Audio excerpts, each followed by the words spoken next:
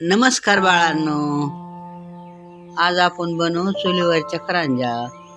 चुलीवरचा स्वयंपाक छान लागतो. आता काय निघालेत गॅस काय नो बायनो. आम्ही सरपणावर करायचो सारं स्वयंपाक. करंज्या दाखवतो चला. नमस्कार मंडळी, आजकाल आपण गॅसवर सगळं बनवतो, पण चुलीवरच्या जेवणाची चव काही वेगळीच असते. आज माझ्या चॅनलवर मी तुम्हाला दाखवणार आहे माझ्या आजीच्या हाताच्या खास चुलीवरच्या करंज्या. बघा आमची आजी कशी मनापासून तयारी करते. हे फक्त पीठ आणि सारण नाही, तर यात आजीचं प्रेम आणि अनेक वर्षाचा अनुभव आहे. चला तर मग आपण रेसिपीला सुरुवात करूया. आपण आता करंजीचं पीठ मळून घेऊया. मी एका परातीमध्ये इथे 2 वाटी मैदा, अर्धी वाटी रवा, त्यामध्ये थोडंसं चवीनुसार मीठ आणि थोडंसं गावरान तूप घालून गरम पाण्याने इथे मी पीठ मळून घेणार आहे. मी यामध्ये थोडं दूधही वापरलेलं आहे. पीठ दुधामुळे आवरण पांढरे शुभ्र आणि मऊ खुसखुशीत होते. आता इथे माझं पीठ मळून झालेलं आहे. आता मी इथे खोबरं अशा प्रकारे किसून घेणार आहे. मी इथे 2 खोबरे घेतलेले आहेत. आपण आता सारण तयार करून घेणार आहोत. त्यासाठी एकदम मस्त असे वाळलेले खोबरे मी इथे घेतलेले आहेत. ओल्या खोबऱ्याचंही आपण करंजी करतो, पण मी इथं सुक्कं खोबरं यूज केलेलं आहे. आपलं खोबरं किसून झालेलं आहे. मस्त असं खोबरं किसून झालेलं आहे. आता मी इथे 1 वाटी साखर घेतलेली आहे. ती आपण मिक्सरमध्ये बारीक करून घेणार आहोत. मस्त अशी आपली साखर बारीक झालेली आहे. यालाच पिठी साखर ही म्हणतात. करंजीचे सारण चविष्ट होण्यासाठी रवा योग्यरित्या भाजणे खूप गरजेचे आहे. मी इथे बारीक रवा वापरत आहे, जेणेकरून सारण एकजीव होईल. कढईत थोडे साजूक तूप गरम केले आहे.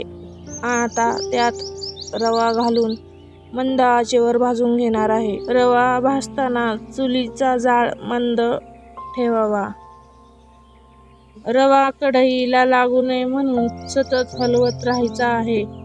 आपल्याला याचा रंग जास्त बदलायचा नाहीये. फक्त हलका सोनेरी रंग आणि खमंग सुवास येईपर्यंतच भाजायचा आहे.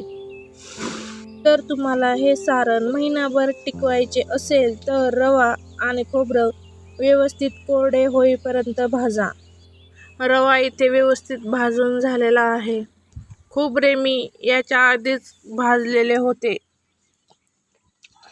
आता यामध्ये आपण पिठी साखर मिसळून घेणार आहोत. लक्षात ठेवा, रवा पूर्णपणे थंड झाल्याशिवाय त्यात पिठी साखर मिसळू नका, नाहीतर साखरेला पाणी सुटेल आणि सारण खराब होईल. आता आवडीनुसार यामध्ये मी वेलची पूड आणि थोडं जायफळ घातलेलं आहे. जायफळ घातल्याने सारणचा सुगंध अधिकच वाढतो. छान असं आपलं सारण इथे तयार झालेलं आहे. यामध्ये थोडंसं आपण दूधही घालणार आहोत आणि थोडं गावरान तूपही यामध्ये मी घातलेलं आहे. पहा किती छान असं सारण तयार झालेलं आहे. आता इथे माझी आजी करंजीची पारी लाटत आहे. पातळ लाटलेली पारी आणि त्यात खोबऱ्याचं आणि रव्याचं सारण एक करंजी आजी अगदी सुबक आकारात घडवणार आहे. लाटी लाटताना पातळ लाटायची, जाड नाही लाटायची, मग खुसखुशीत होत्यात. पातळ लाटल्यावर खुसखुशीत होत्यात, जाड लाटल्यावर तुटत नाहीत. त्या लाटीत आता भाकूर भरून घेऊ आपण. आजीने या पारीमध्ये मस्त असं सारण भरून घेतलेलं आहे. आता ती खूप छान प्रकारे अशी करंजी बनवणार आहे. पहा किती छान प्रकारे करंजी बनवत आहे. छान अशी मस्त करंजी तयार झालेली आहे. चला आता आपण या करंज्या तळून घेणार आहोत. त्यासाठी मी इथे चुलीच्या चुलीवर कढई ठेवून त्यामध्ये तेल गरम करण्यास ठेवलेलं आहे. त्यामध्ये एक एक करंजी सोडून आपण त्याला तळून घेणार आहोत. बघा काय मस्त सोनेरी रंग आलाय आणि तो चुलीचा सुगंध. अशा करंज्या समोर आल्या की डाएट बिएट सगळं विसरायचं होतं. मस्त अशा सगळ्या करंज्या आपण इथे तळून घेणार आहोत.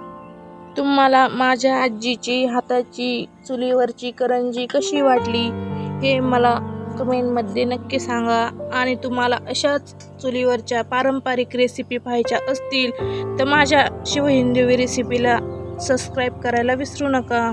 चला आपण सगळ्या करंज्या अशाच मस्त असं मंद आचेवर तळून घेऊया. एकदम भारी आजीच्या हाताची चव न्यारी. तुम्हाला हा व्हिडिओ कसा वाटला कमेंटमध्ये नक्की सांगा आणि आपल्या चॅनलला सबस्क्राईब करायला विसरू नका. बघा आपल्या करंज्याला कसा सोन्यासारखा रंग आलाय. या मग सगळ्यांनी करंज्या खायला. माझ्या नातीच्या चॅनलला लाईक करा. आता मी पुढच्या ह्याला व्हिडिओला निबार बेसन करून दाखवणार आहे. आपल्या चॅनलवर अशाच आपल्या आजीच्या, आईच्या आणि माझ्या रेसिपी येणार आहेत. त्यामुळे सगळ्यांनी माझ्या चॅनलला सबस्क्राईब करा. धन्यवाद.